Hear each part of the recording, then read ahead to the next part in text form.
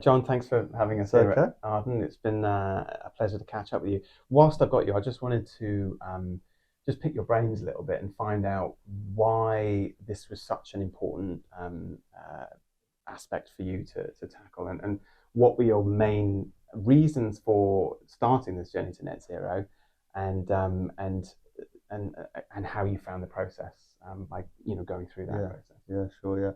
Well, two main reasons were one, we felt like as a business that we wanted to do our bit.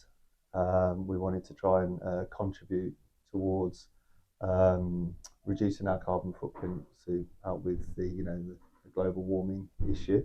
Um, and then secondly, from I suppose a monetary point of view, we wanted to try and reduce our outgoings by first of all finding out the size of our carbon footprint, where we could maybe be better, and sort of in terms of energy. Um, and those were really the two main reasons. And then whilst we went through the journey, many other benefits came to light, which were kind of nice surprises and quite unexpected, really. I was going to say because it's quite interesting to hear people talk about how they didn't really realize the Mm. benefits of tracking your carbon footprint, and Yeah, it's not just about necessarily looking at reducing your footprint. It could also be reducing your footprint means reducing your costs, and not everyone necessarily realizes that. well, once we started to focus on it and we had the data in front of us, that then led us naturally to become more focused on saving it.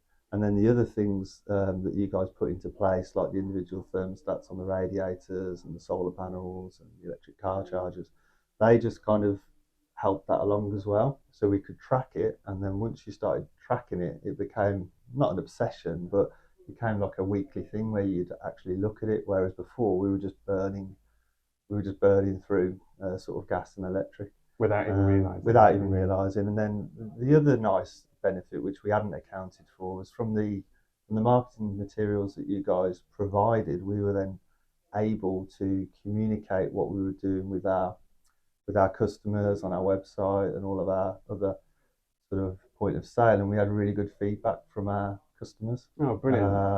There were quite a large percentage of customers that really liked that idea, and we were probably the first estate agent in this area for sure to actually go on that journey. Yeah, fantastic. And you guys have not only have you identified and reported on what your footprint is, but and you've now taken action to reduce those emissions and run more efficiently. And then all of the emissions that you can't currently do anything else about at the moment, you've completely balanced those by Yeah, offsetting, and therefore you are now a carbon neutral estate agent. that's it. Yeah, and it's good to have that certification, and then ongoing now, year on year, we're just trying to get that balance even better. Yeah.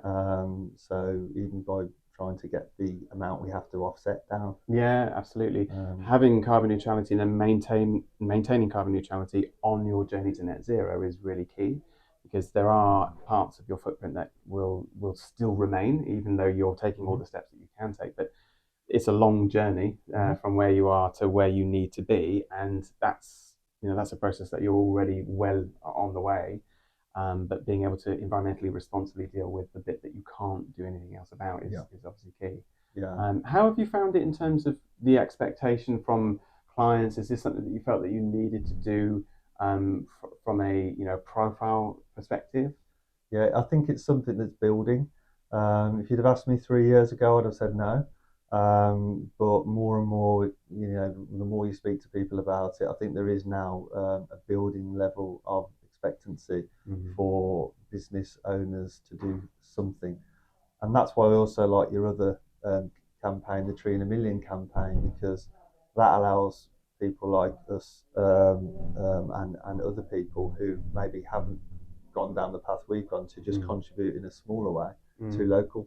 um, Yeah, it's a nice locals. initiative, isn't it? Because Mm, I mean, the reason that was created in the first place was to facilitate the ability to physically do something about climate change, but from a CSR stroke like legacy benefit, so that you're doing something that's genuinely going to be benefiting our local community for centuries to come, because it's protected woodland. yeah, So great that we've got your support on that as well. But yeah, fabulous. And generally speaking, how have you found the process? I know it's daunting for some people; they don't Yeah, really know what to do and how to capture the data and all yeah, that sort of stuff. yeah. How have you found that? I did think it was probably good. I had a bit of a hesitation to start with because I thought it might take up a bit too much of my time to actually get the data across to you. But you guys took a lot of that work off me, and using your technology really helped. So actually, it probably took a couple of hours of my time. Yeah, And once that's done, then you don't have to do it again. Then do you? yeah, brilliant. Yeah, exactly.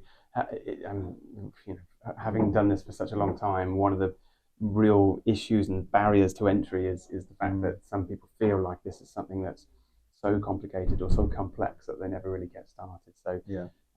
being able to have the portal, going through each category step by step. I mean, it's great to be able to help people through that journey, knowing that they're not on their own and they have got full support. So, Yeah, yeah, it really isn't that difficult, and just get started. And once you've got started, it's a pretty simple, pain-free process, really. yeah, brilliant.